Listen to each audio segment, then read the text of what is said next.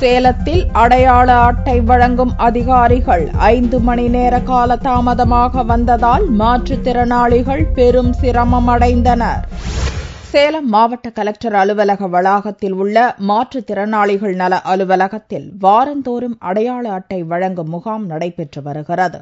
இந்த முகாமில் மாற்றுத்திறனாளிகளின் ஊனத்தை நிர்ணயிக்க அரசு மருத்துவர் ஒருவர் செவ்வாய்க்கிழமை தோறும் வருவது வழக்கம்.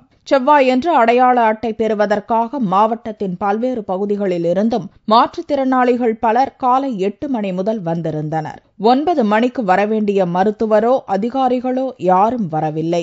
இது தொடர்பாக புகார் தெரிவிப்பதற்கும் உரிய அதிகாரிகள் அங்கு இல்லாததால் மாற்றுத்திறனாளிகள் பெரும் அவதிக்குள்ளாயினர். பிற்பகல் 2 மணிக்கு மேல் வந்த மருத்துவர் மற்றும் அதிகாரிகள் பின்னர் அவசரமாக தங்களுடைய பணியை செய்தனர். எனக்கு காலை நடக்க முடியாது சார், அதனால உதவி தொகை கேட்டு வந்திருக்கோம் சார்.